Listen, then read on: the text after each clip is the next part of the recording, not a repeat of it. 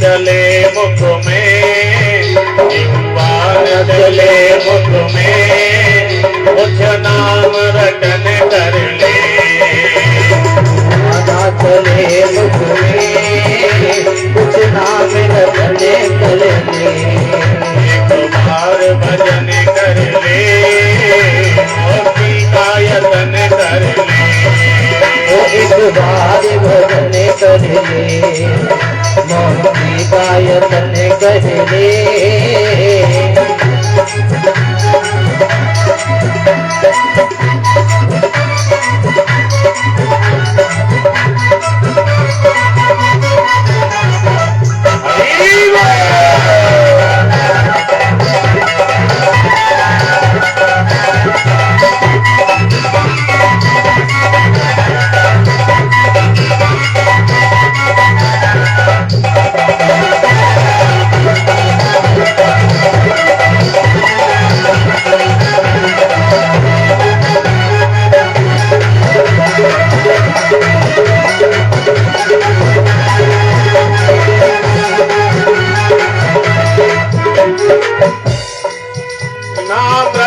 गवानर तू ये सांसों की लड़ियां, नाम था गवानर तू ये सांसों की लड़ियां। नाम था गवानर तू ये सांसों की लड़ियां, नाम था गवानर तू ये सांसों की लड़ियां। अनमोल रतन है ये तेरे जीवन की घड़ियां, अनमोल रतन है ये तेरे जीवन की घड़ियां। अनमोल रतन है ये तेरे जीवन की घड़ियां, अनमोल रतन है ये तेरे जीवन की घड़ियां। जीवन में, जीवन में गुलजार चमन कर ले। जीवन में गुलजार चमन कर ले।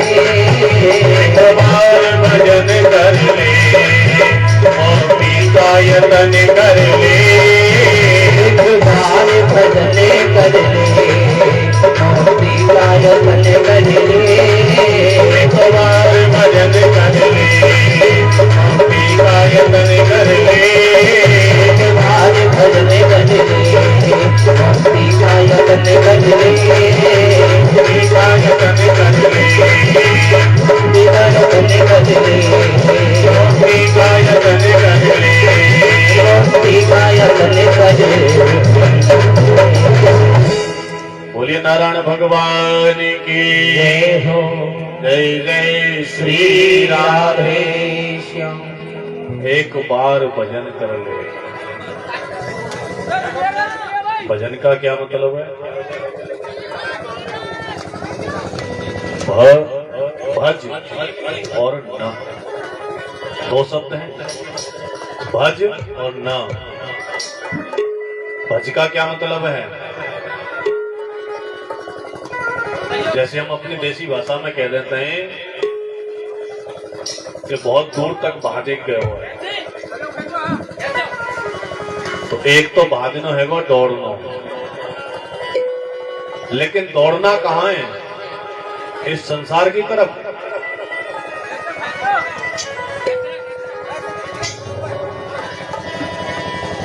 जिसने भज यानी जो परमात्मा की शरण को पकड़ने के लिए उसके नाम का सहारा लेके उस परमात्मा के चरणों की तरफ भागा नहीं, तो वो इंसान नहीं। वो तो इस धराधाम पर केवल दो सींग वाला और एक पूंछ वाला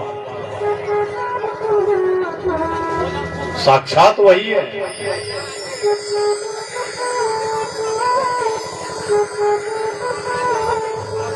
यदि कहूं करोड़ों का टर्नओवर करना हो ना, और कहा जाए कि भैया 2 मिनट बैठ ले हो, तो बिल्कुल ना बैठेंगे, तुरंत भागने पड़ेंगे, भैया नुकसान हो जाएगा बहुत। लेकिन कहो तेजों के भैया फलानी जगह भगवान की कथा है रही है, वहां कीर्तन है रो, सत्संग है रो, चलोगे? भैया टाइम ही ना, समय किसी पर नहीं है। इसीलिए तो हम दुख पर दुख, दुख पर दुख भोगते चले जाते हैं।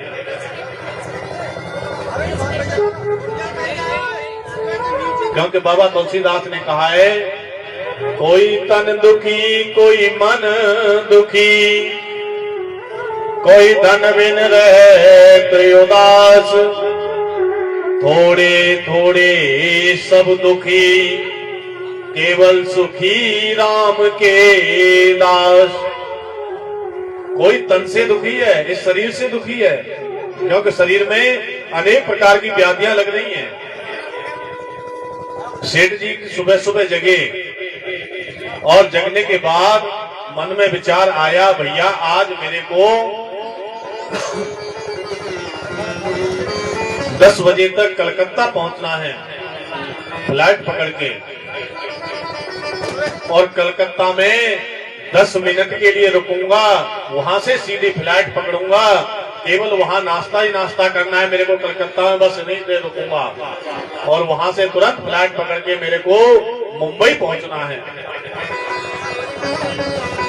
दोपहर का भोजन मुंबई में करूंगा। फिर मन में विचार आया, सोफा पे बैठे हुए अपने पर, और मन में विचार आया कि मुंबई में दोपहर का भोजन करने के बाद फिर वहां से चलूंगा तो शाम की चाय मद्रास में होगी,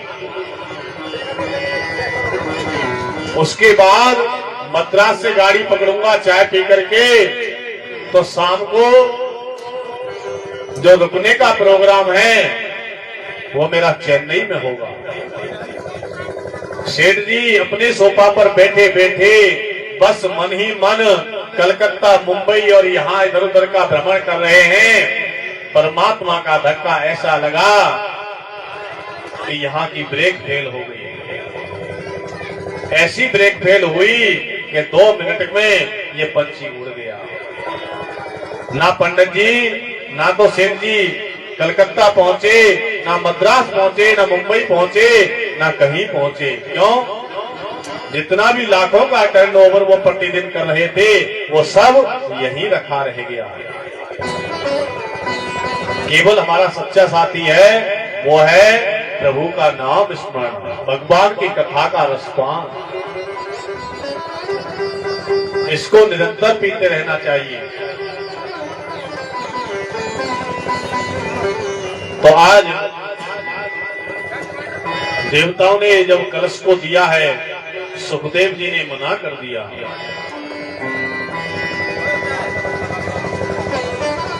सुखदेव जी कहने लगे, देवताओं एवं मिन्मये जाते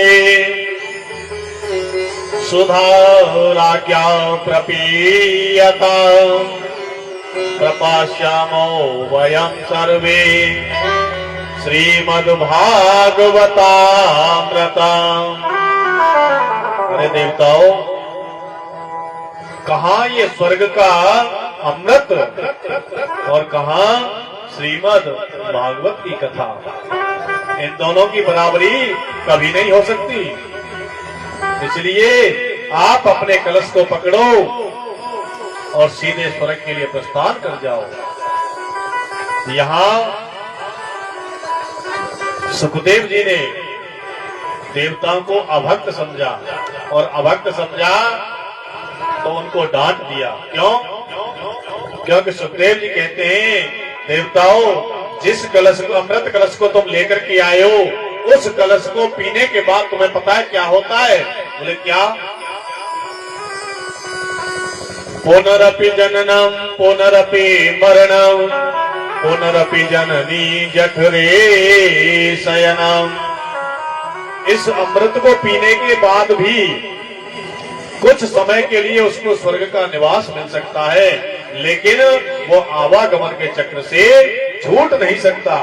उसे फिर जन्म लेकर के इस धराधाम पर आना पड़ेगा और अपने किए कर्म को भोगना पड़ेगा। लेकिन भागवत की कथा एक ऐसी है जिसका रसपान जिसने भाव से कर लिया तो उसके आवागमन का चक्र हमेशा हमेशा के लिए छूट जाता है।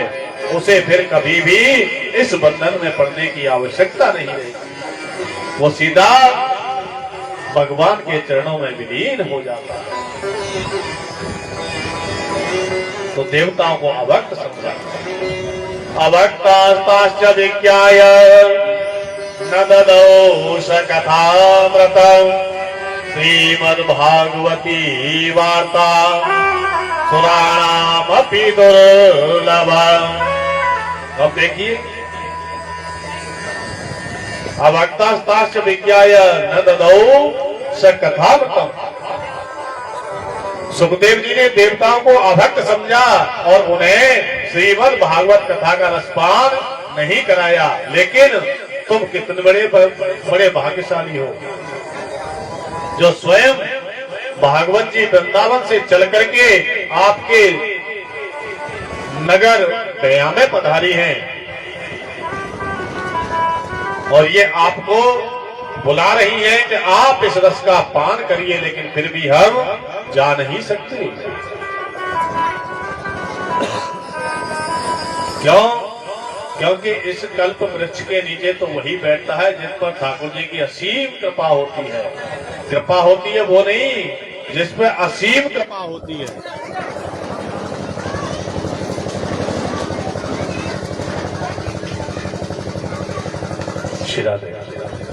तो हमारे ऊपर कितनी बड़ी असीम कृपा होगी ठाकुर जी की, जो हम साक्षात ठाकुर जी के विग्रह के सामने बैठ करके इस रस का पान कर रहे हैं। तो देवता वहां से सीधे ब्रह्मा जी के पास पहुंचे। ब्रह्मा जी से शिकायत की, पितामह। ब्रह्मा जी ने पूछा, देवता तुम्हारा मुंह कैसे लटका हुआ है और ये अमृत का कलश लेकर के कहाँ घूम रहे हो? देवताओं ने, इंद्रादि देवताओं ने कहा, पितामह, हमने सुना था सुखदेव जी राजा परीक्षित को श्रीमद् भागवत कथा का रसपान करा रहे हैं, तो हम उस कथा का रसपान करने के लिए उनके पास गए इस अमृत कलश को लेकर के। और हमने सुखदेव जी से कहा, सुखदेव जी आप इस अमृत का पान राजा परीक्षित को करा दो, जिससे राजा परीक्षित अमर हो जाएंगे, और इस कथा का रसपान आप हमें कराइए। तो सुखदेव जी ने हमें अभक्त समझा और वहां से डांट करके भगा दिया। अब आप बताइए हमें क्या करना चाहिए? तो ब्रह्मा जी ब्रह्मलोक से चले हैं, एक तराजू को लिया और तराजू को लेकर के सुखदेव जी के सामने पहुंचे हैं। सुखदेव जी से प्रार्थना की है, सुखदेव जी आपने इनको अभक्त कैसे जान लिया? क्या भागवत की कथा इतनी महत्वपूर्ण है जो अमृत का कलश उसके सामने कुछ भी नहीं है? मैं इसकी जांच करूंगा। सुखदेव जी ने आदेश दिया, आप जांच कर सकते हैं, कैसे भी कर सकते हैं। तो तराजू में एक पलड़े में ब्रह्मा जी ने श्रीमद् भागवत जी को रखा और दूसरे पलड़े में इस संसार के जितने भी सुख भोग के साधन थे उन सभी को चढ़ा दिया। लेकिन भागवत जी का पलड़ा नीचे ही टिका रहा, उठा नहीं, टस से मस नहीं हुआ। ब्रह्मा जी आश्चर्यचकित रह गए। लघु न्यान जातानि गौरवेण महत् तदा ऋषिगणा सर्वे विस्मया परमां ययो। जब ब्रह्मा जी ने तोलना प्रारंभ किया तो क्या रहस्य देखा। जितने भी ऋषिगण बैठे थे सबने देखा, अब जो पलड़ा भारी होगा वही तो जमीन पर टिका रहेगा और जो हल्का होगा वो ऊपर को उठ जाएगा। तो सांसारिक उपभोग के जो साधन थे वो सभी ऊपर की तरफ उठ गए और भागवत जी का पलड़ा नीचे टिका रहा। ब्रह्मा जी समझ गए। सभी ऋषिगणों ने आश्चर्य किया और प्रार्थना की, गुरुदेव ये क्या है। राजा परीक्षित ने कहा, तो सुखदेव जी ने कहा, राजन ये कोई भागवत पोथी नहीं है, ये कोई साधारण किताब नहीं है, ये साक्षात भगवान का वाङ्मय स्वरूप है। वाङ्मय स्वरूप कहते हैं जो भगवान की वाणी से निकला हुआ एक एक शब्द। इस भागवत के अंदर एक एक काला जो शब्द है, अक्षर है, वो श्री बिहारी जी का, ठाकुर जी का स्वरूप है। और जितने भी इसमें सफेद सफेद जहाँ पन्ने हैं, जहाँ निशान है, वो श्री किशोरी जी का स्वरूप है। तो यहाँ दोनों का विग्रह इसमें समाया हुआ है। ये कोई साधारण पोथी नहीं है, कोई मनोरंजन का साधन नहीं है जो गद्दी पर बैठ करके जो मन में आया वैसे हमने इसको गा दिया और गा करके आपके सामने फेंक दिया और आप यहाँ बैठ करके उसका खूब स्वाद लूट रहे हो। क्योंकि कथा को लोगों ने आज बिजनेस बना रखा है। कहीं भी काम ना चले ना तो गद्दी पे बैठ जाओ, कछु तो आवे वो। बात ये नहीं है, कथा करिए, लेकिन इस कथा को मनोरंजन का साधन मत बनाइए। क्यों? इसका कर्म भोग हमें स्वयं भोगना पड़ेगा। इसका ज्ञान आपको नहीं है, हमें तो है।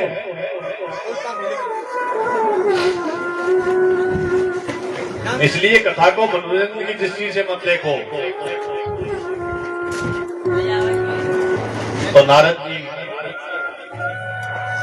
श्री सूत जी कहते हैं, ब्रह्मा जी श्री सुखदेव, गुरुदेव श्री सुखदेव के सामने नतमस्त होकर के देवताओं को लेकर के सीधे स्वर्ग के लिए चले गए। बोलिए गोविंद भगवान की जय हो। तो आज श्री सूत जी कहते हैं कि देवर्षि नारद बड़ी तीव्र गति से आगे के लिए दौड़ते जा रहे हैं।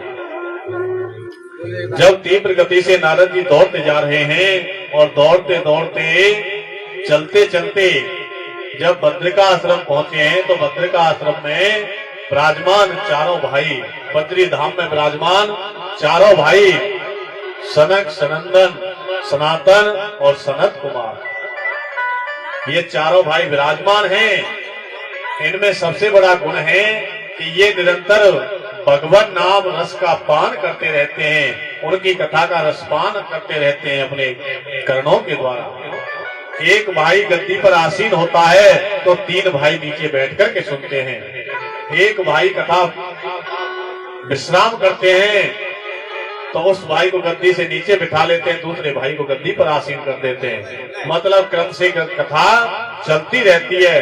12 मास 30 दिन 7 बार वो भगवान की कथा का रसपान करते रहते हैं निरंतर। जब नारद जी को दौड़ते हुए देखा तो देख करके आवाज लगाई, भो भो नारद, अरे नारद ठहरो, कहां भाग रहे हो, क्या बात है, हमारे पास आइए। तो नारद जी चारों भाइयों के पास पहुंचे और जाकर के उनको सर्वप्रथम दंडवत प्रणाम किया है। भैया मैं आपका ही भाई हूं, लेकिन मेरी जो व्यथा है वो बहुत बड़ी है। बोले क्या व्यथा है? बोले व्यथा ये है कि मैंने ब्रह्मांड का भ्रमण किया, स्वर्ग गया, बैकुंठ गया, ब्रह्मलोक गया, सब जगह गया, लेकिन अहम तो पृथ्वी यातो ज्ञात्वा सर्वोत्तमामिति पुष्करम च प्रयागम च काशीम गोदावरी तथा। भैया अहम तो पृथ्वी में या तो मैं सब जगह भ्रमण करते करते इस पृथ्वी पर आया और पृथ्वी पर आकर के पुष्कर गया, प्रयाग गया, काशी जी गया, गोदावरी धाम गया, सब जगह मैंने भ्रमण कर लिया, लेकिन कहीं भी मुझे पल भर के लिए सुख नहीं मिला। अंत में जब मैं भ्रमण करते करते इस पृथ्वी पर ब्रजधाम श्री वृंदावन में पहुंचा तो यमुना के किनारे मैंने एक दृश्य देखा। बोले क्या दृश्य देखा? दृश्य देखा मैंने कि एक स्त्री जो वृद्ध है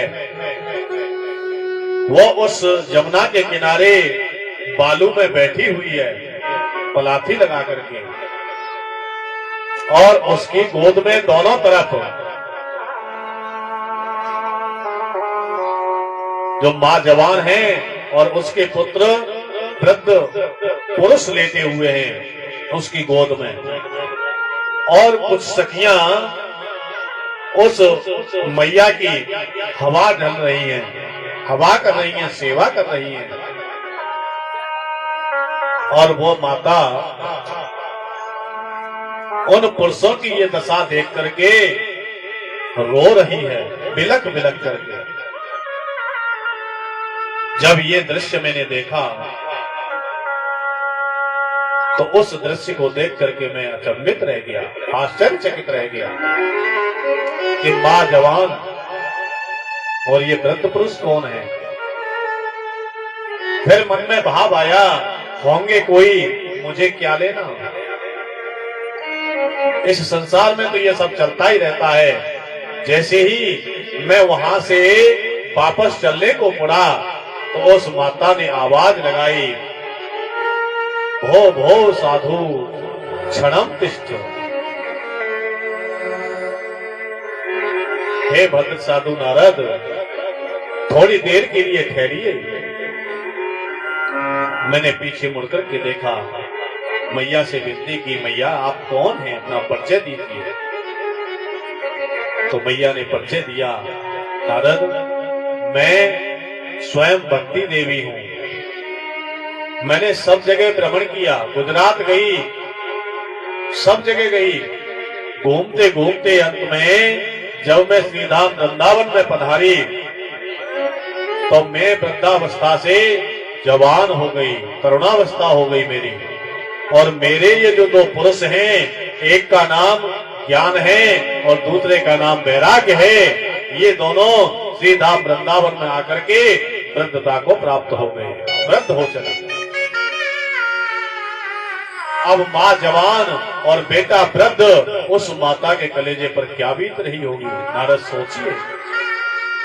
बस मेरे दुख का कारण यही है कि मेरे इन बच्चों की वृद्धावस्था किस प्रकार से दूर हो। यदि आप इसका कोई उपाय जानते हो तो कृपा करके उस उपाय को करिए। नारद ने वेद वेदांत गीता का पाठ किया, जप किया, स्वाध्याय किया, जितने भी प्रयत्न थे नारद जी ने कर लिए, लेकिन वो दोनों वृद्ध पुरुष तस्य मस नहीं हुए, उन पर कोई असर नहीं हुआ। अब नारद के मन में बड़ा दुख हुआ कि मैंने इतने प्रयास किए, सब कुछ किया, लेकिन ये वृद्ध पुरुष दोनों जो लेटे हुए हैं इन पर कोई असर ही नहीं होता है।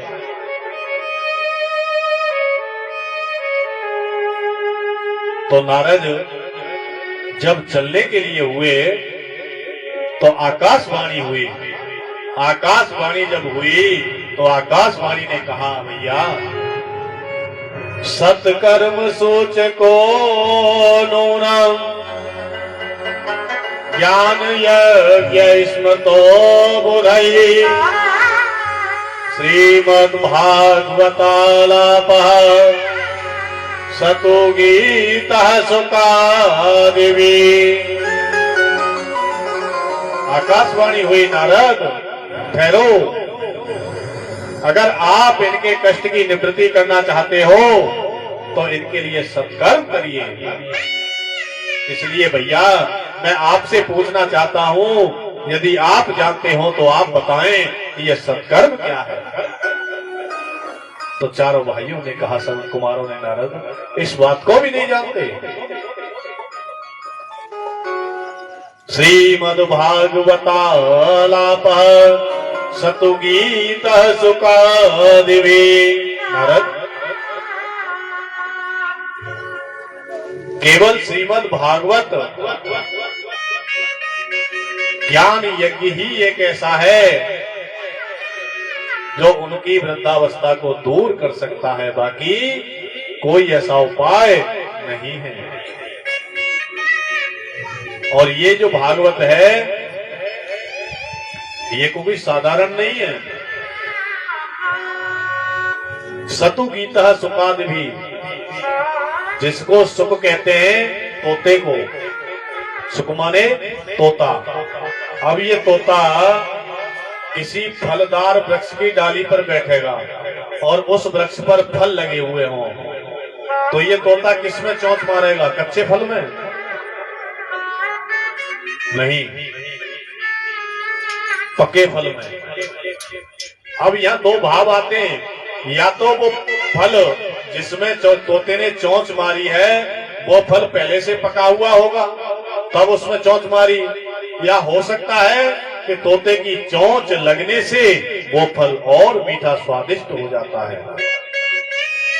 तो जिस फल में जो तोते की चोंच लग जाए, जब वो स्वादिष्ट हो सकता है, वो मीठा हो सकता है, वो रसदार हो सकता है, तो इस फल में तो स्वयं सुखदेव जी ने चोंच लगाई है, ये रसदार क्यों नहीं होगा?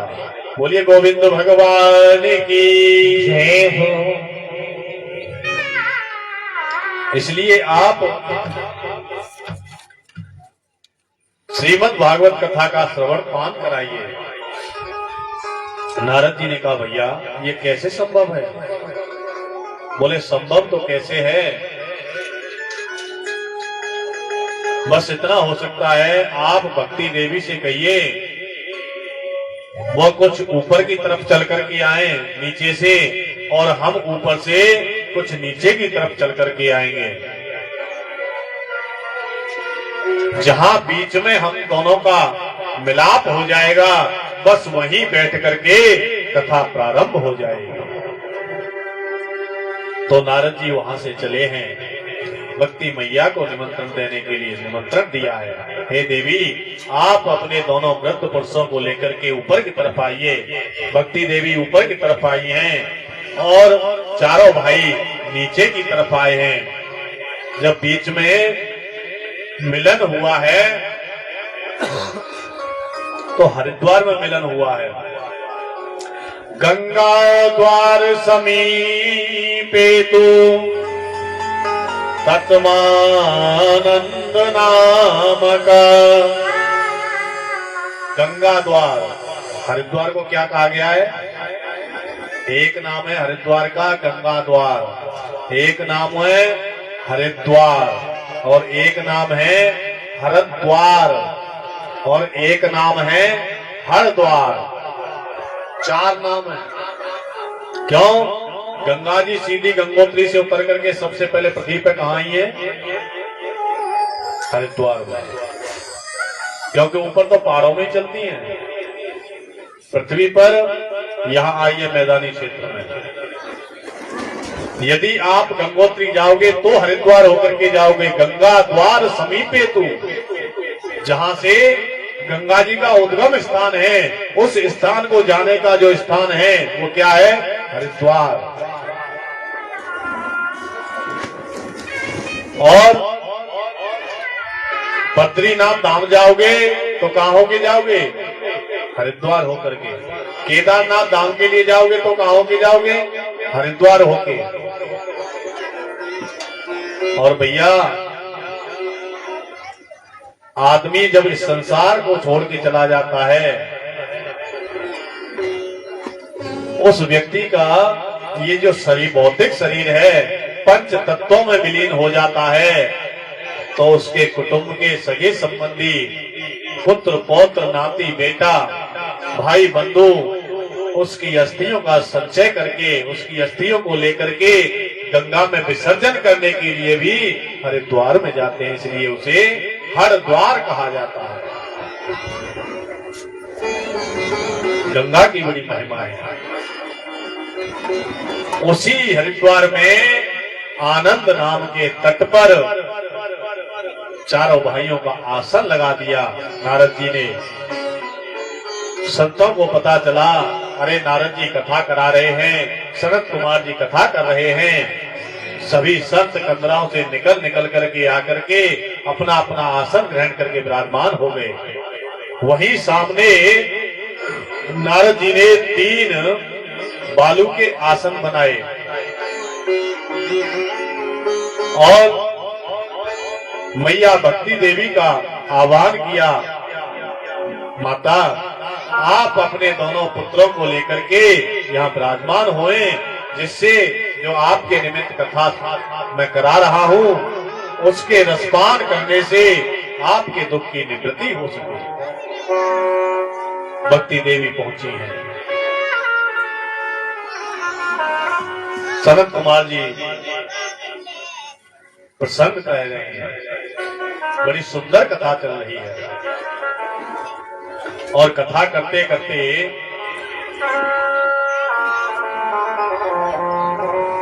सनत कुमार जी थोड़े रुकते हैं तो नारद जी कहते हैं, भैया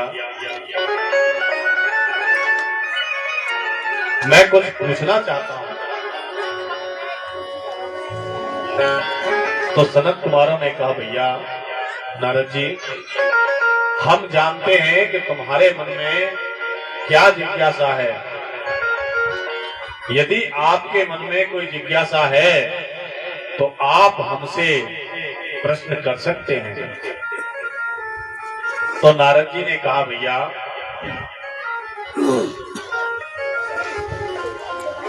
मान लीजिए कोई धर्मात्मा व्यक्ति है, पुण्य करने वाला है, सत्कर्म करने वाला है।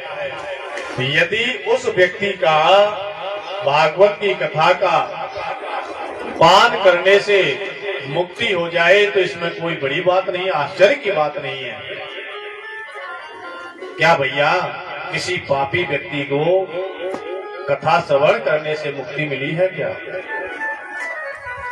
तो नारद जी की बात सुनकर के चारों भाइयों ने कहा, नारद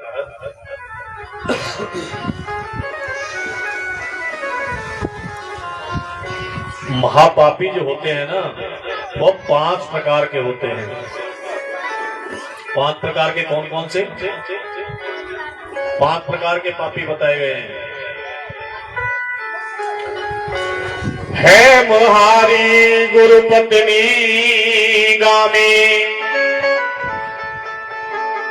है मुहारी गुरु पत्नी गामी, ब्राह्मण का वध जो करता है, ब्राह्मण का वध जो करता है, ब्राह्मण का वध जो करता है, तेरा पीने वालों के जो इस दुनिया में रहता है,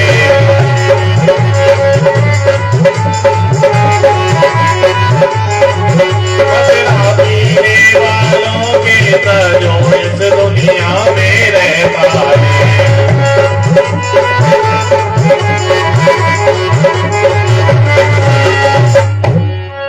अब देखिए 5 प्रकार के पापी होता है।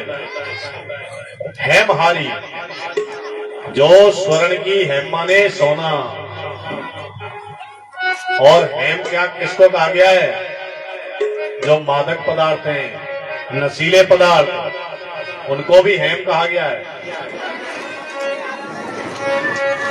जो मादक पदार्थों की चोरी करता है या सोने की चोरी करता है, वो पहला पापी है। दूसरा पापी गुरु पत्नीगामी,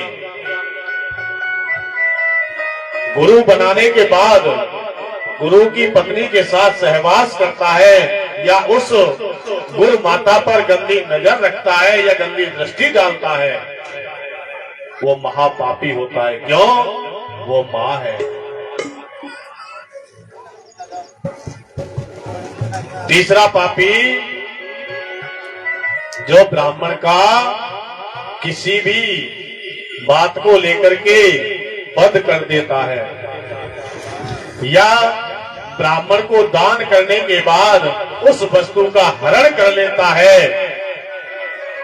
या जो भूमि देवताओं के निमित्त रखी गई है उस भूमि पर जबरदस्ती कब्जा कर लेता है, या देव स्थान के लिए निकलने वाले रास्तों को रोक देता है, वो भी महापापी होता है। तीसरा पापी, चौथा पापी शराब पीने वाला, शराब का व्यापार करने वाला, वो भी महापापी है। और पांचवा पापी जो इन चारों का साथ संग करने वाला या इनको सहयोग करने वाला, वो तो इनसे भी बड़ा महापापी होता है। इनका कभी उद्धार हो ही नहीं सकता। आगे बताया,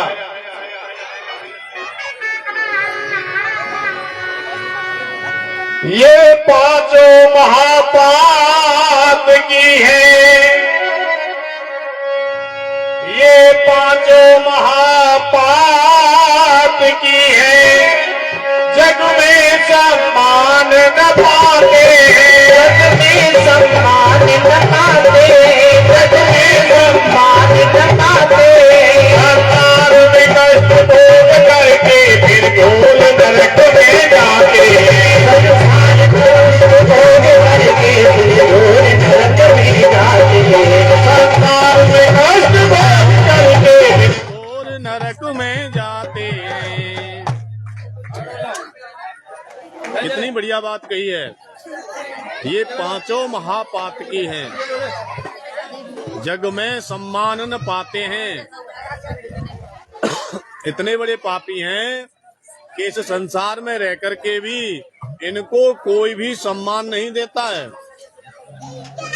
पैसे वाला भले ही सामने वाले को ब्याज पर ब्याज लगा करके कर्जे के नीचे दबा करके जबरदस्ती सम्मान करा सकता है, लेकिन हृदय से सम्मान नहीं करता। वो उसके कष्ट रहता है हृदय में। या अपने किसी बड़े पद का रौब दिखा करके डरा करके सम्मान करा लो, वो असली सम्मान नहीं है। असली सम्मान है हमारे व्यवहार से हमारे सामने लोग झुक जाए। अरे ज्यादा नहीं, हमें बैठने के लिए ना पूछे, पानी की ना पूछे, कम से कम राम राम तो कर लें। इसमें तो कोई खर्चा नहीं है। लोग मुंह मोड़ के चले जाते हैं, सम्मान नहीं मिलता। संसार में सम्मान नहीं मिलता, और इस संसार के तिल तिल कष्टों को भोग करके जब अंत में यहाँ की यात्रा से निपट करके आगे की यात्रा जब करता है जीव, तो वहां अनेक प्रकार के नरकों में उसको धकेल दिया जाता है। वहां पड़ा पड़ा अपने किए कर्मों को याद करता रहता है और कष्टों को भोगता रहता है। अरे प्राणी, पता नहीं हमें ये जो नर तन मिला है, कौन से कर्म करने के बाद हमें मिला है, कौन से हमने पुण्य प्रताप किए जो हमें मनुष्य देह मिली, और मनुष्य देह मिली और मनुष्य के रूप में देह मिलने के रूप में वो भी ब्राह्मण कुल में जन्म लिया। उत्तम कुल पुलस्त करनाती।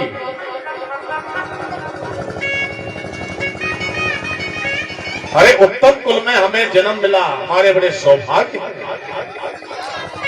लेकिन उस सौभाग्य को भी हमने इधर उधर की, इसकी हड़प उसकी हड़प, इसको लड़ाई करा, उससे छेड़, ये कर वो कर, इन जंजालों में ही उलझ उलझ करके बिता दिया। क्या हाथ पड़ा हमारे? कुछ नहीं। जब हम आते हैं ना तो ऐसे रहते हैं, हमारे हाथों की मुट्ठियां बंद रहती हैं, और जब जाते हैं ना तो आरती में जो गाते हो,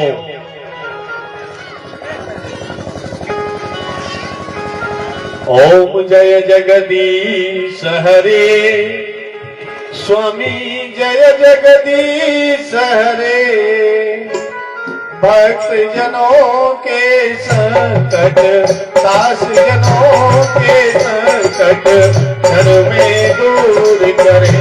ओम जय जगदीश हरे, तन मन धन और जीवन सब कुछ है तेरा, स्वामी सब कुछ है तेरा, तेरा तुझको अर्पण, तेरा तुझको अर्पण, क्या लागे मेरा। ओम जय जगदीश हरे।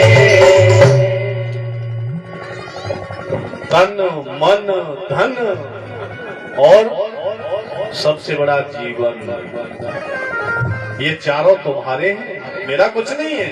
आरती में बड़े भाव से कह रहा है, लेकिन जिस देवता की आरती कर रहा है उसी देवता के निकलने के लिए रास्तों को रोक रहा है।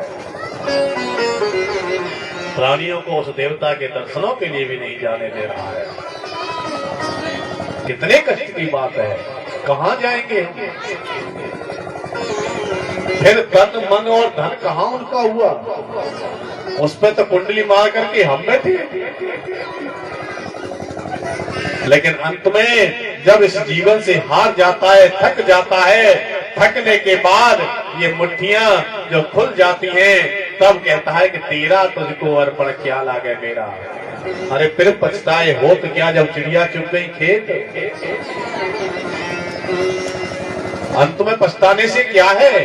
तुझे बार बार जगाया, बार बार समझाया, लेकिन तू नहीं समझ पाया, इसलिए नरक तो भोगना ही पड़ेगा। प्रेम से कहिए जय जय श्री राम। तो आज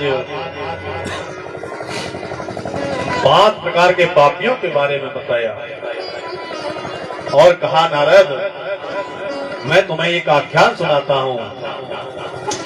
तुंगभद्रा तटे पूर्व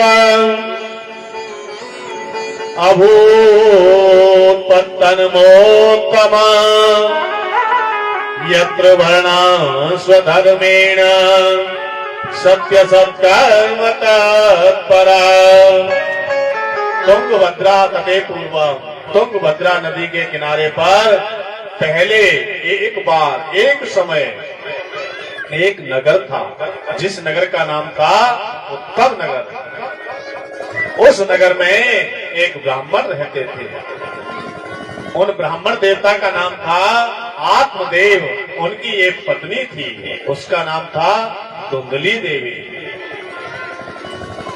आत्मदेव तो ऐसे बिल्कुल सीधे, जो मिल जाए ठीक है, ना मिले तो ठीक है, प्रभु के भरोसे रहते हैं। लेकिन धुंधली देवी ऐसी कर्कशा के पति तो चले जाते लोगों के यहाँ यजमानी में पूजा पाठ करने के लिए, और पीछे से धुंधली देवी कभी इस पड़ोसी से लड़ना, कभी इससे झगड़ लेना, कभी सामने वाले को गाली देना, कभी पीछे वाले को लड़ाई कर लेना, यानी किसी न किसी से रोजाना लड़ना। और शाम को जब पति देव का आने का समय हो तो हाथ पे जल का लोटा रख करके और दरवाजे पे आकर के ऐसे खड़ी होती जैसे माता सती उनसैया के बाद रीका नंबर है। पति देव पहचान नहीं पाए क्योंकि सीधे थे।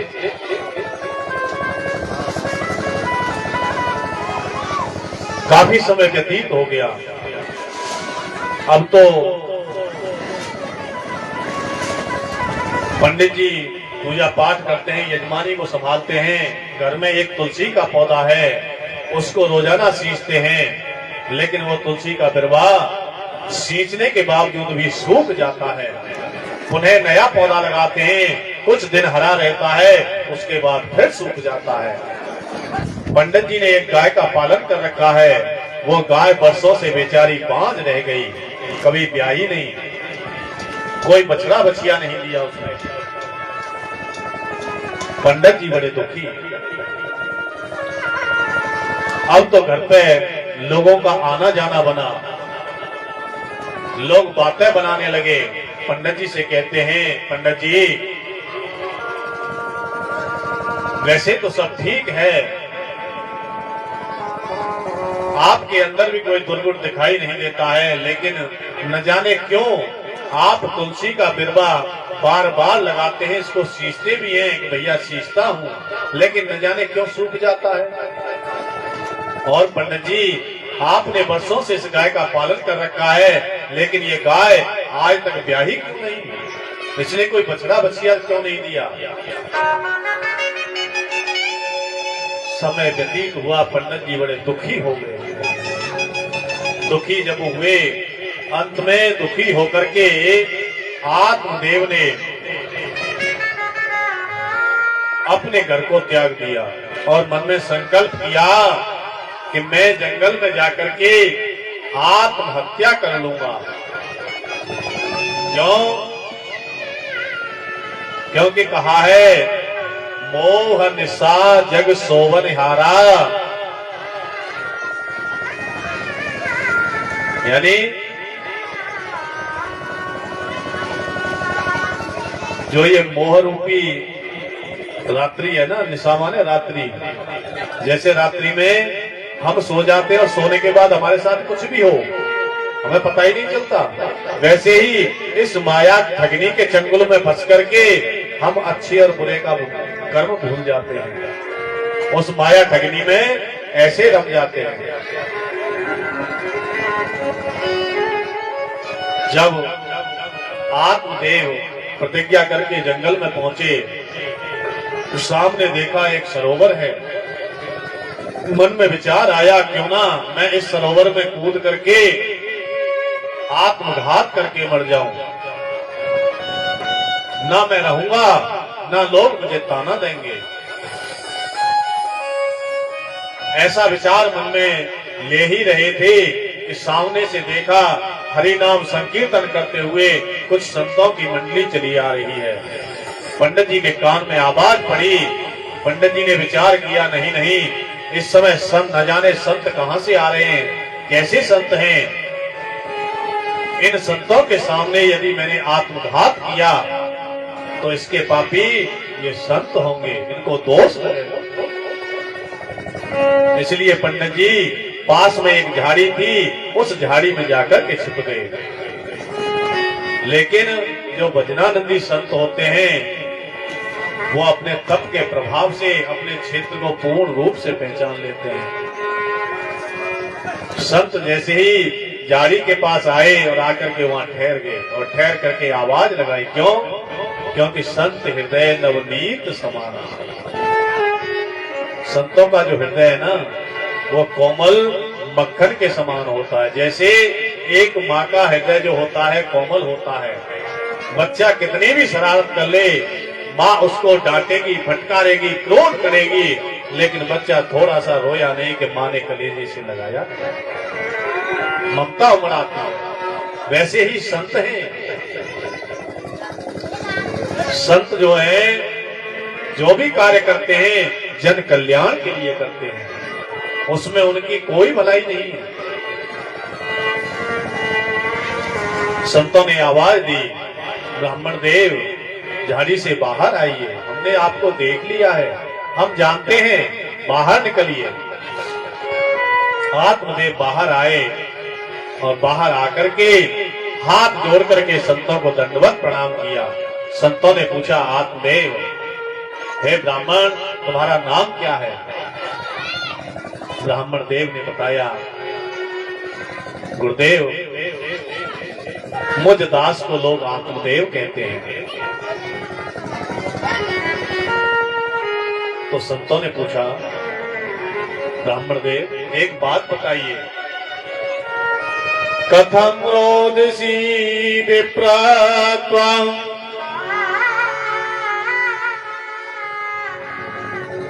कथम ते चित्तावलीयसी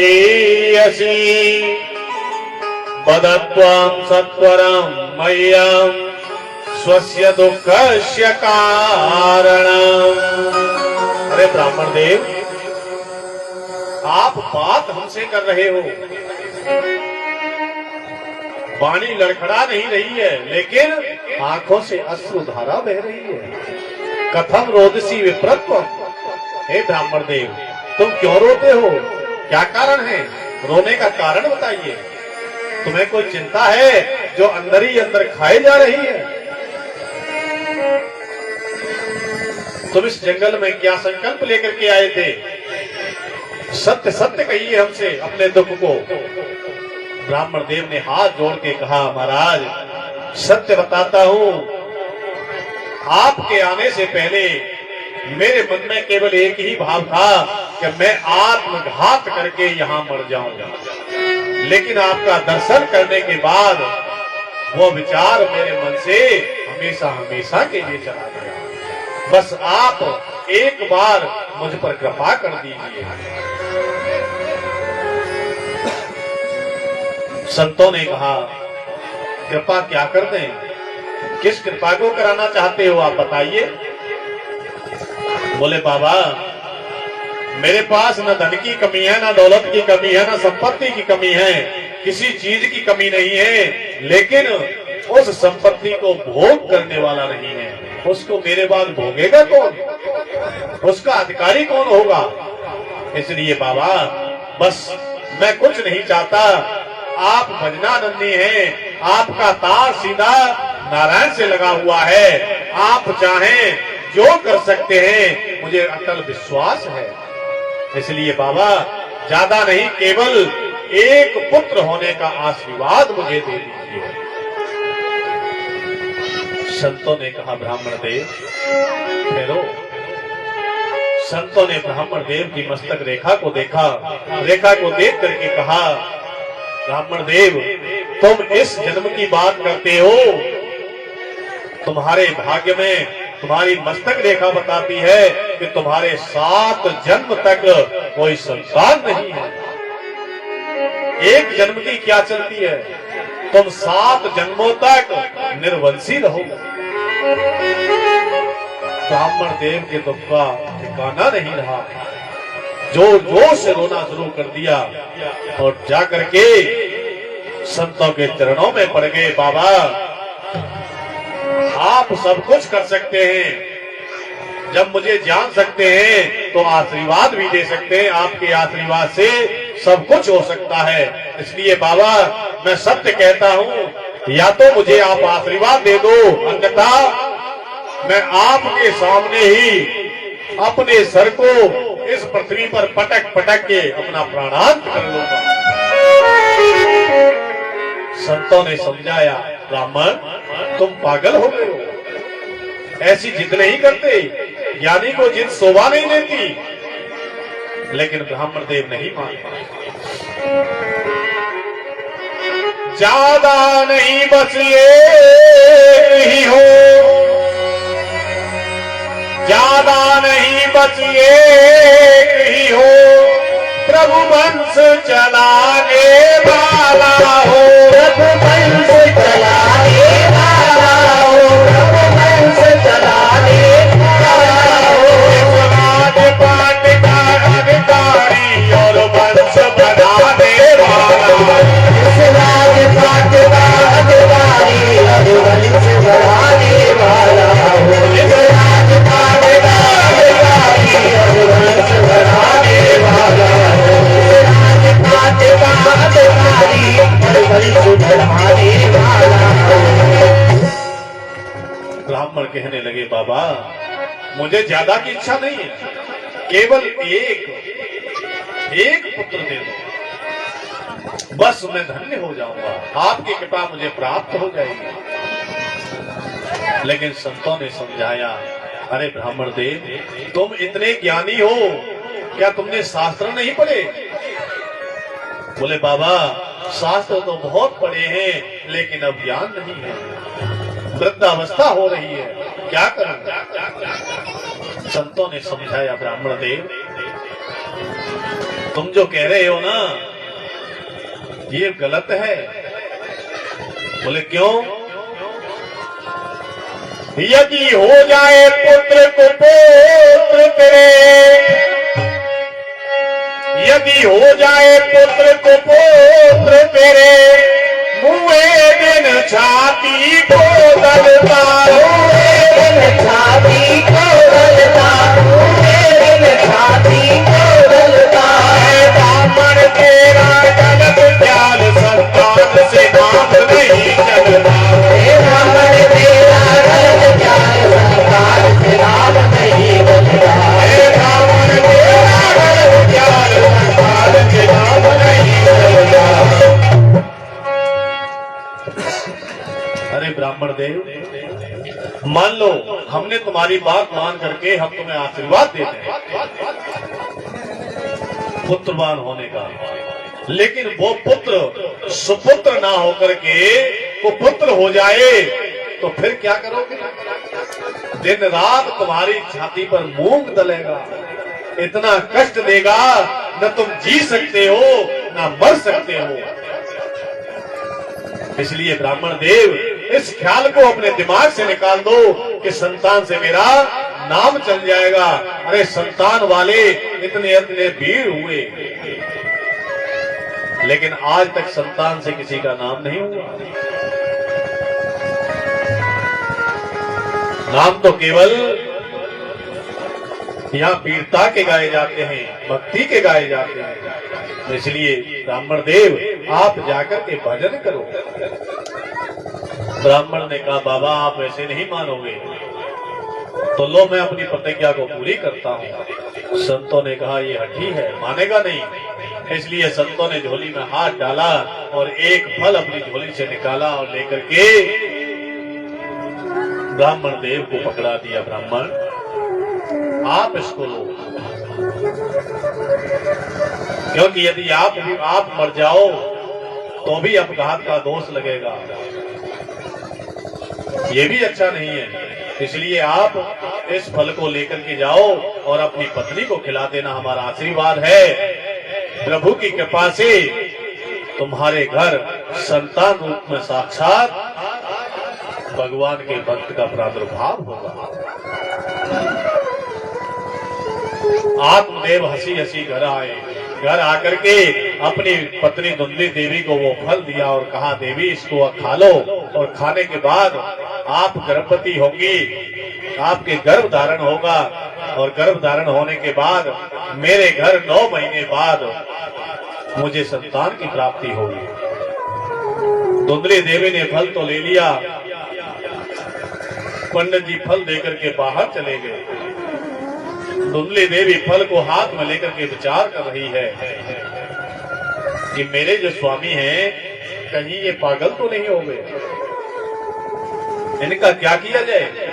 हर रोज कोई ना कोई टोना टोटका करा करके लाते हैं और ला करके मुझे दे देते हैं कि इससे हमारे संतान होगी।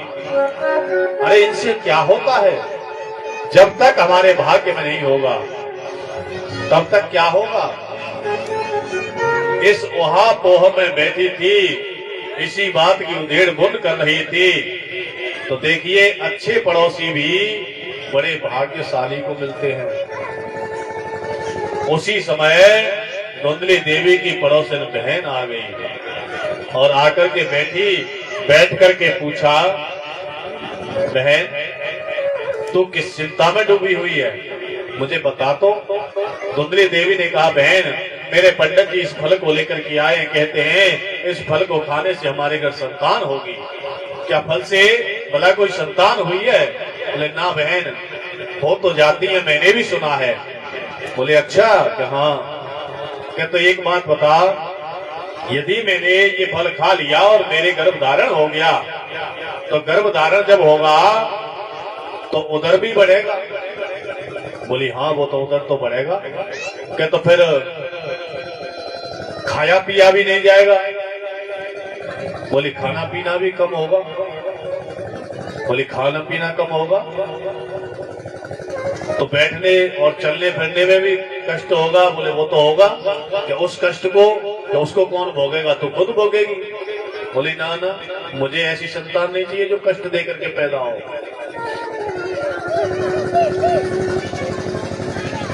बोली बहन कोई बात नहीं है, मुझे डर इस बात का है कि मेरी ननद ऐसी है कि अगर उनको पता चल गई ना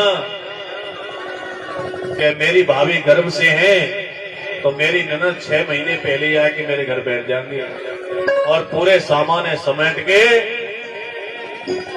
पोटरा बांध के बैठी रहेंगी और वह पोटरा लास्ट में लेके चल देंगी, पूरे घरे खाली कर जाएंगी। यदि बहन चल सामान ले जाए कोई बात ना है, सामान दोबारा भी कम जाएगा, जुट जाएगा, लेकिन खुदा न खास्ता भाई दबे घर गांव में आग लग गई और गांव जलने लगा जोर जोर से, तो सब लोग तो गांव को खाली करके बाहर भाग जाएंगे, लेकिन मैं उस उधर को बढ़ने के कारण भाग भी नहीं सकती। बहन मेरी तो वहीं जल के मृत्यु हो जाएगी।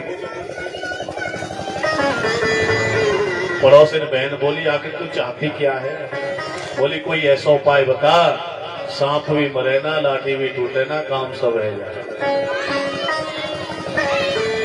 बोली तो फिर मेरी सुन। बोली बता। कि देख मैं गर्भ से हूं, 9 संतान तो मेरे पहले से हैं, 10वीं होने वाली है, और बहन बच्चों की मेरे कोई कमी नहीं है।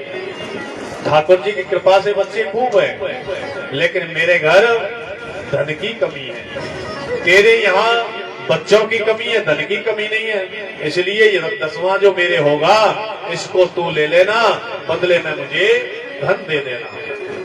बोली फिर इस सेब का क्या करें, इस फल का? कि इस फल को ले जा करके तेरे यहाँ गाय है, इस गाय को खिला दे, इसकी भी जांच हो जाएगी कि ये फल सही है कि नहीं। गाय को फल खिला दिया। धीरे धीरे समय व्यतीत हुआ, पंडित जी को समझा दिया। पंडित जी से कहा, धुंधली देवी ने स्वामी स्वप्न में भगवान आए और आकर के मुझसे कहा, देवी तुझे 9 महीने तक यदि संतान प्राप्त करनी है तो 9 महीने तक तेरा पति तेरा मुख नहीं देखे, वो एकांत में बैठ करके भजन करेगा। पंडित जी ने कहा, वाह रे ठाकुर जी, संतान भी दी और भजन भी बना दिया, इससे बड़ी कृपा क्या होगी। तो पंडित जी तो तप करने लग गए। इधर में धुंधली देवी के समय व्यतीत होने पर जो पड़ोसी बहन है उसने एक पुत्र को जन्म दिया और जन्म देकर के उसी रात्रि चुपचाप ला करके धुंधली देवी की गोद में डाल दिया और धुंधली देवी ने बदले में उसको बहुत सारा धन दे दिया। इधर में धीरे धीरे समय व्यतीत हुआ। ठीक 3 महीने बाद गाय ने एक बच्चे को जन्म दिया, जिसका संपूर्ण शरीर मनुष्य के जैसा है, केवल 2 कान गाय के जैसे हैं। पंडित जी को पता चला। पंडित जी आए, आकर के पूछा, देवी बच्चों का नामकरण संस्कार करना चाहिए। तो धुंधली देवी कहने लगी, वाह, 9 महीने कष्ट मैंने सहन किए और पुत्र जब हो गया तो नामकरण करने के लिए आप आ गए, इसलिए नाम आप नहीं रखोगी, नाम भी मैं ही रखूंगी। बोले क्या रखोगी? बोले मेरा नाम धुंधली है, मेरे पुत्र का नाम धुंधकारी होगा। गाय के जो पुत्र हुआ उसका नाम पंडित जी ने गोकर्ण रखा। बोलिए श्री गोकर्ण जी महाराज की जय हो। धीरे धीरे दोनों बच्चे पिता के घर पर वृद्धि को प्राप्त हुए। इधर में गोकर्ण पंडितो ज्ञानी धुंधकारी महाखल। गोकर्ण तो पढ़ लिख करके विद्वान बना, ज्ञानी बना, लेकिन धुंधकारी महाखल हो गया, दुष्ट हो गया, दुष्ट प्रवृत्ति का हो गया, राक्षस बन गया। स्कूल जाता, चुपचाप बच्चों को क्लास से बाहर लाता और ला करके भारी सा पत्थर उठाया और बच्चे के सिर पर दे मारा, अत्याचार करने लगा। खेलने के बहाने बच्चों को ले जाता, कुएं में धकेल आता, किसी को पहाड़ों से धक्का दे आता। अत्याचार से दुखी आकर के अत्याचार से दुखी होकर के पिता ने घर छोड़ने का विचार किया। अब धीरे धीरे धुंधकारी मदिरा का पान करने लगा, जुआ खेलने लगा। पिता उसकी इन हरकतों से दुखी हुए। दुखी होने के बाद पिता ने मरने का विचार किया तो सामने गोकर्ण जी आ गए। गोकर्ण जी ने आकर के पिता को बड़ा सुंदर उपदेश दिया। पिताजी, ये अपघात करके मर जाना ये मनुष्य का धर्म नहीं है। क्यों? क्योंकि हमें ये जो शरीर मिला है, ये शरीर हमें किस लिए मिला है? इस शरीर का सदुपयोग करने के लिए, ना कि दुरुपयोग करने के लिए। क्या ये शरीर हमारे से पैदा है? हमने पैदा किया, शरीर को हमने बनाया, जो हम स्वयं शरीर को नष्ट कर देते हैं। इसलिए इस शरीर की माया को छोड़िए और आप एकांत में जाकर के श्री भागवत जी के 10वें स्कंद का पाठ करिए और पाठ करके आपका कल्याण होगा। या 3 श्लोकों में भागवत जी का उपदेश किया। उपदेश करके गोकर्ण जी के बताए मार्ग पर आत्मदेव जी जंगल में जाकर के आत्मदेव ने तपस्या की और अंत में उनका आत्मदेव जी का मोक्ष हुआ। अब तो आत्मदेव जी के जाने के बाद धुंधली देवी के पास आता है धुंधकारी, आकर के माँ को ताड़ना देता है, मारता है, पीटता है, कहता है, माँ, पिता का कमाया हुआ जो धन है उसे मुझे दो, मुझे धन चाहिए। माँ कहती है, बेटा वो धन मेरे पास कहाँ है, क्योंकि जो तेरे पिता ने धन कमाया था वो तो सब तूने पहले खर्च कर दिया और जो बचा था वो तेरे पिताजी साथ में ले गए। अब मैं तुझे कहां से दूं? एक दिन दुष्ट क्रोध में आया, नशे में धुत होकर के और आकर के माँ को लातों से मारने लगा। माँ बड़ी दुखी हुई। माँ विचार करने लगी कि ऐसी संतान से तो मैं संतानहीन ही ठीक थी। रात्रि में चुपचाप माँ उठी और उठ करके बाहर आई। आकर के उसने अंधेरे कुएं में कूद करके अपनी प्राणांत कर लिया। अब धुंधकारी अकेला रह गया। इधर में गोकर्ण जी तीर्थाटन पर निकल गए, क्योंकि माँ मर गई, पिताजी जंगल में चले गए। अब धुंधकारी का अत्याचार कौन सहन करे। तो तीर्थाटन के लिए गोकर्ण जी चले गए और वहां जाकर के तीर्थ में अपना रमण करने लगे। इधर जो धुंधकारी है 5 वैश्याओं को घर में ला करके रख लिया। रात्रि में चोरी करता है, दिन में सोता है। एक दिन धुंधकारी ने राजा के खजाने को लूटा। जब वैश्या को पता चला कि इसने राजा के खजाने को लूटा है, यदि राजा को पता चला तो ये दुष्ट पकड़ा जाएगा और पकड़ने के बाद इस पर जब मार पड़ेगी तो ये वहां हमारा नाम भी ले देगा, इसके साथ हम भी पकड़े जाएंगे। इसलिए वैश्याओं ने विचार किया क्यों ना इसको मृत्यु की शैया पर सुला दिया जाए।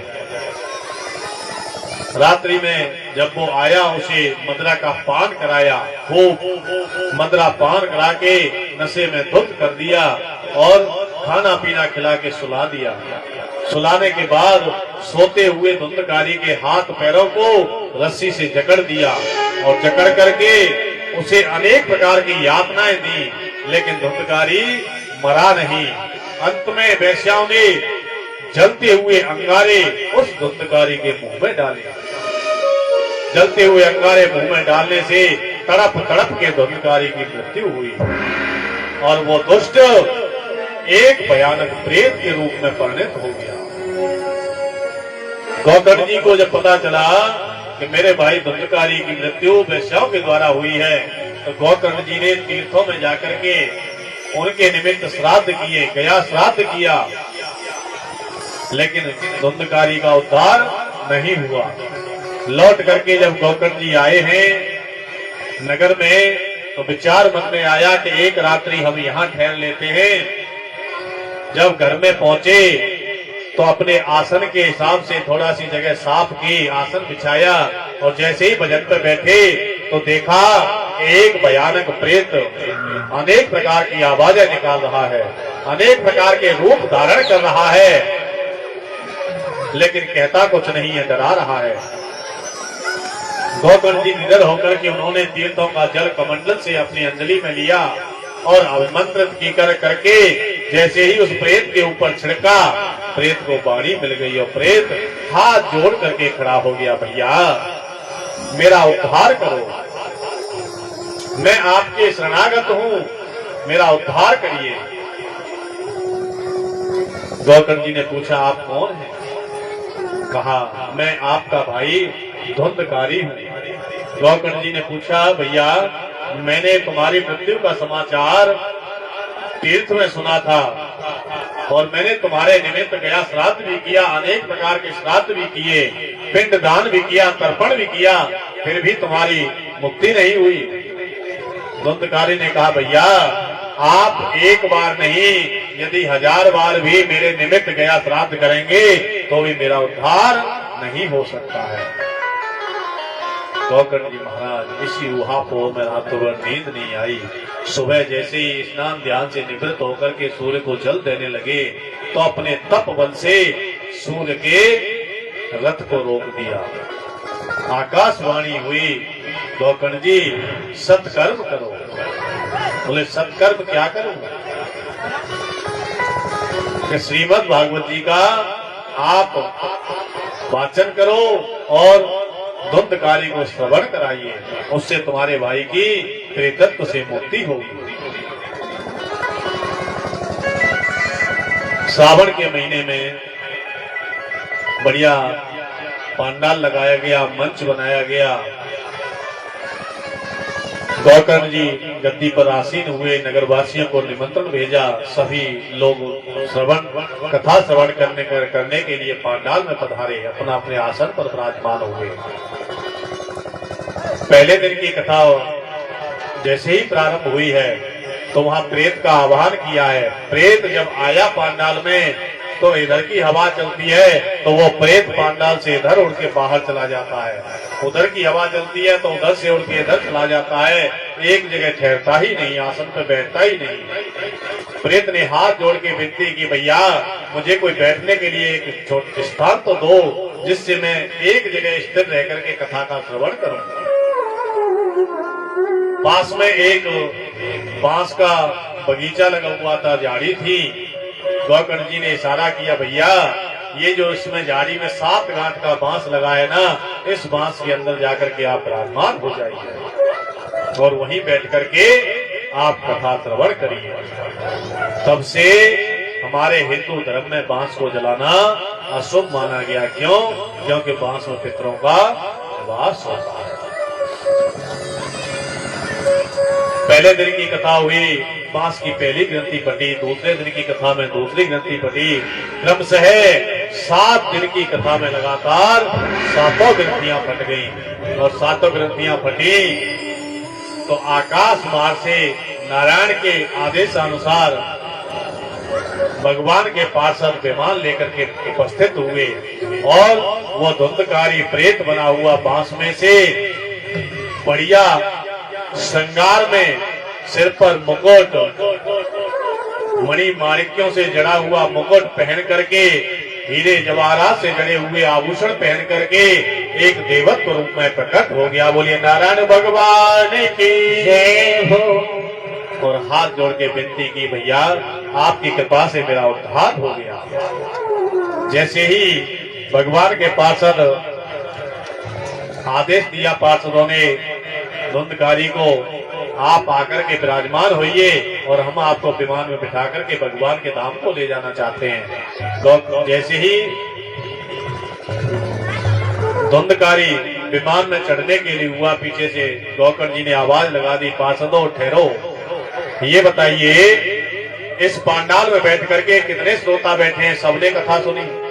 बोले कथा तो सबने सुनी है, लेकिन सुनने में अंतर है। बोले क्यों? कि अगर सब ही कथा सुनते तो उद्धार अकेले धुंधकारी का क्यों होता? सबका होता ना। बोले ऐसे कैसे? तो बताया है श्रोता 3 प्रकार के होते हैं।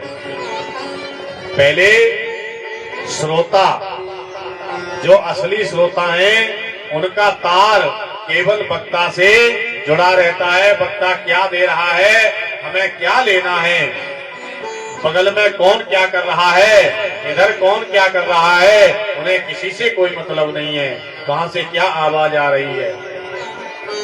वो है सच्चे श्रोता और उसको लेकर के अपने अंदर धारण करते हैं, मनन करते हैं, उसका स्मरण करते हैं।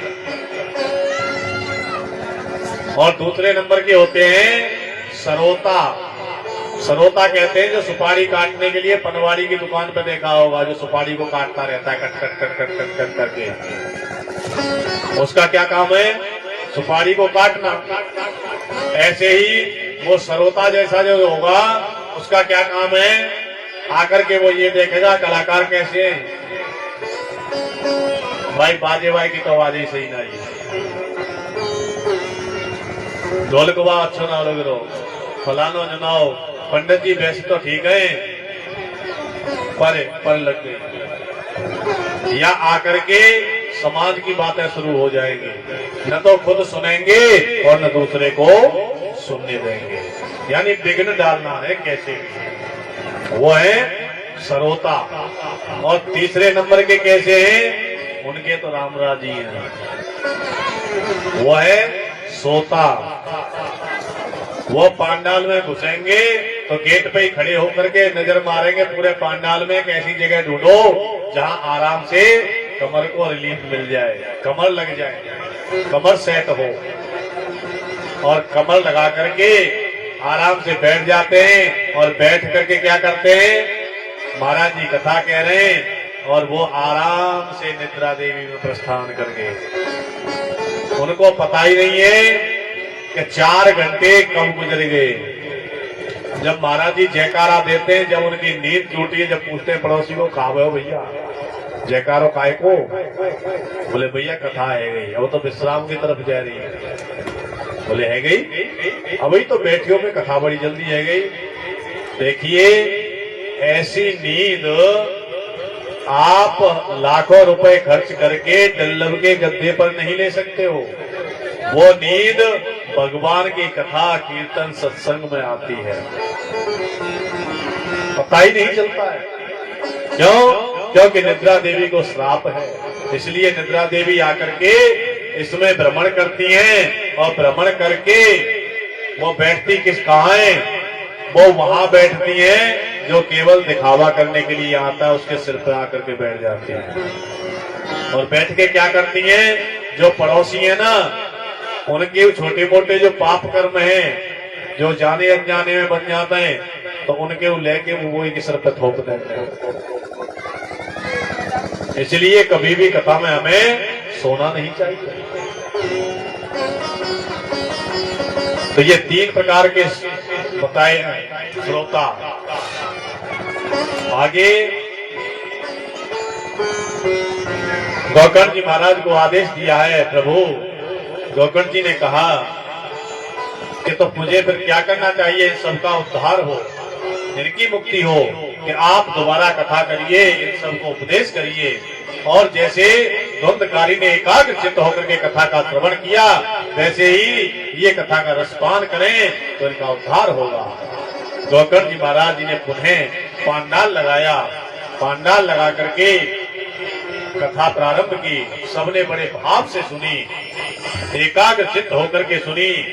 जैसे त्रेता में भगवान श्री राम यहाँ अपनी लीलाओं का संवरण करके जितने भी अयोध्यावासी थे सबको अपने साथ विमानारूढ़ करके साकेत धाम को पधारे थे, वैसे ही आज गोकर्ण जी महाराज अपने जितने भी नगरवासी श्रोता हैं सबको साथ में लेकर के विमानारूढ़ होकर के भगवान के बैकुंठ धाम को पधारे हैं। बोलिए श्रीमद् भागवत महापुराण की जय हो। तो ऐसा महात्म है कि इस कल्प वृक्ष के नीचे यदि कोई पापी भी आकर के बैठ जाए ना तो उसका भी उद्धार कर देती है। इतना कह ही रहे थे कि वहां आकर के स्वयं भक्ति देवी प्रकट हो गई, प्रहलाद जी प्रकट हो गए, अर्जुन जी प्रकट हुए, ध्रुव जी प्रकट हुए, अनेक ऋषि प्रकट हो गए और वहां थालियां बजने लगी, शंख बजने लगे, नगाड़े बजने लगे, करताल बजने लगी, ढोल बजने लगे, बड़ा सुंदर कीर्तन होने लगा।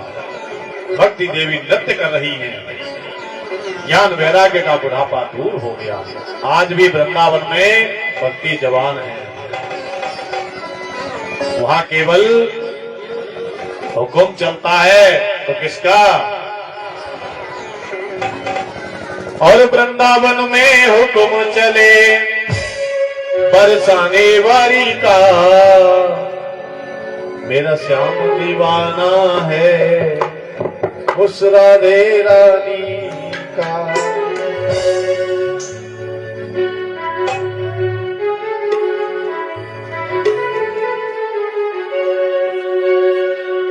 हो वृंदावन में हुक्म चले बरसाने वाली का, ओ मेरा श्याम दीवाना है मेरी राधे रानी का।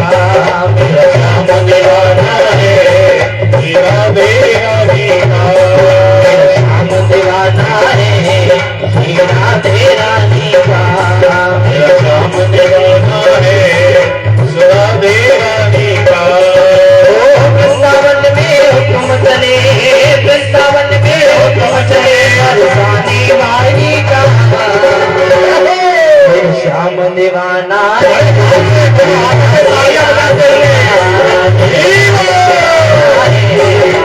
राधे रानी का।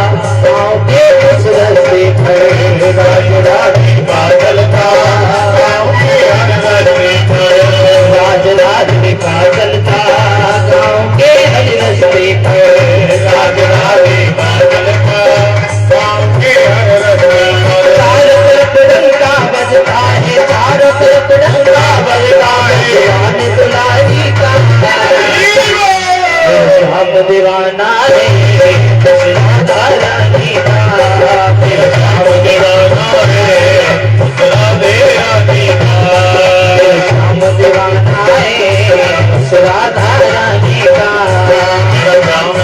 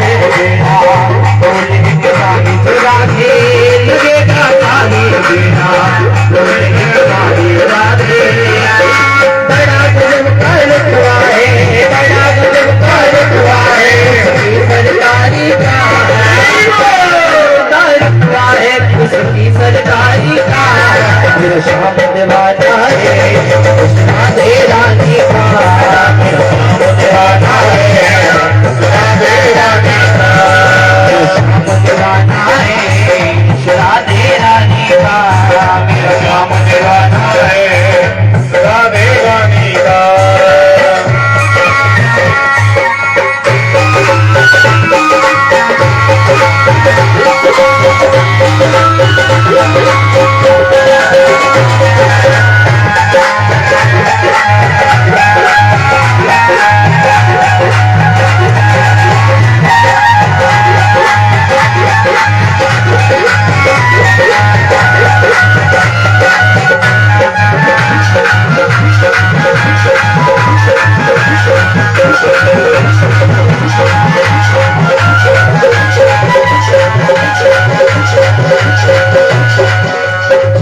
मेरो भजन बिगाड़ो, जो तेने मेरो भजन बिगाड़ो, जो तेने मेरो भजन बिगाड़ो, जो तेने मेरो भजन बिगाड़ो। मन तोहे ओ मन तोहे ओ मन तोहे सतगुरु पे कटवाए देवती, जो तेने मेरो भजन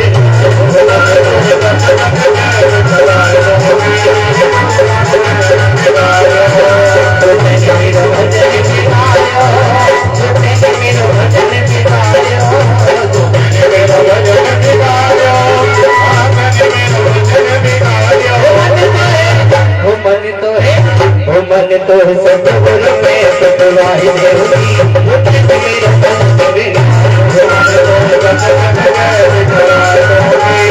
भजन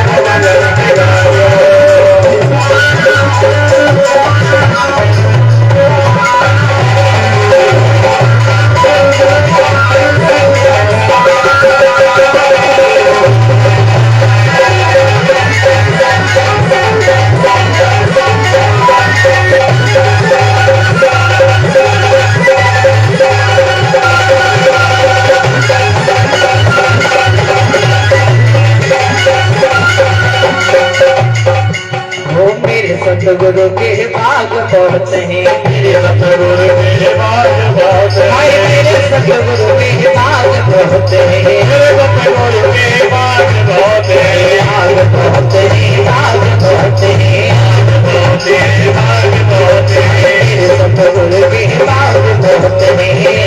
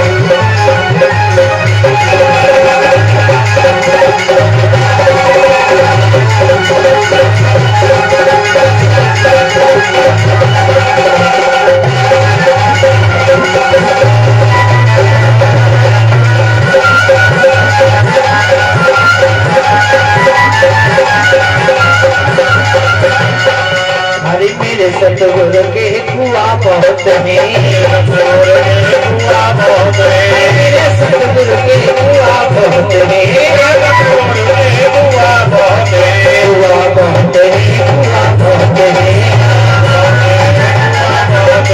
मेरे सतगुरु के कुआ बहुत है। मन तो ही मन तो ही मन तो ही बोलता मिलत नाई देवी मेरे दर्द बिना मन तो ही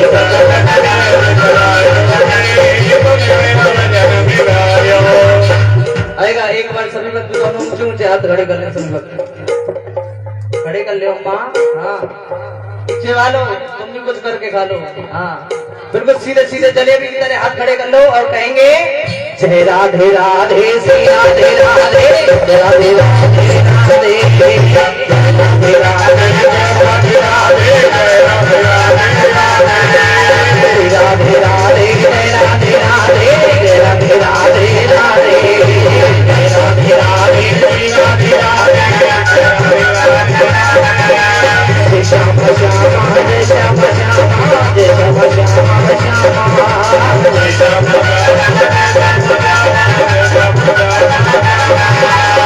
राधे राधे श्री राधे राधे राधे राधे बोले बांके बिहारी लाल की जय हो, बोले व्यास जी महाराज की, राधा रानी सरकार की जय जय जय जय। बोली वृंदावन बिहारी लाल की। आज की कथा का विश्राम यही है। कल कथा का जो समय है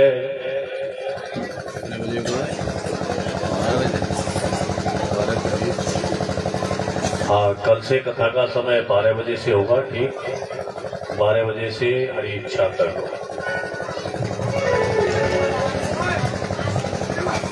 हरी इच्छा में 4 बजे भी आरती हो जाए, 5 बजे भी हो जाए, 6 बजे भी हो जाए, हरी इच्छा। आज कथा का विश्राम यही है। सभी लोग बड़े प्रेम से आरती और प्रसाद लेकर के जाएंगे। कोई भी बिना आरती प्रसाद के नहीं जाएगा। आप सभी अपने अपने यथास्थान खड़े होंगे और भाव से श्रीमद् भागवत जी की आरती करेंगे।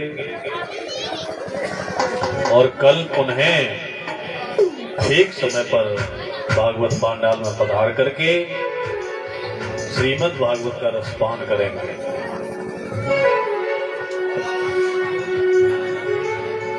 पाग बंध्यो पटका बंध्यो बंध्यो लाल को वेश, श्री राधा वल्लभ लाल की सखी दौर आरती ले। जिस घर में हो आरती चरण कमल चितलाए, वहाँ हरि आशा करे जहाँ कोटिन यज्ञ समान। श्री माँ के बिहारी देवी श्री माँ के बिहारी देवी आरती गाओ प्यारी आपको रे जाओ, आरती गाओ प्यारी आपको रे जाओ, आरती गाओ प्यारी आपको रे जाओ, आरती गाओ प्यारी आपको रे जाओ।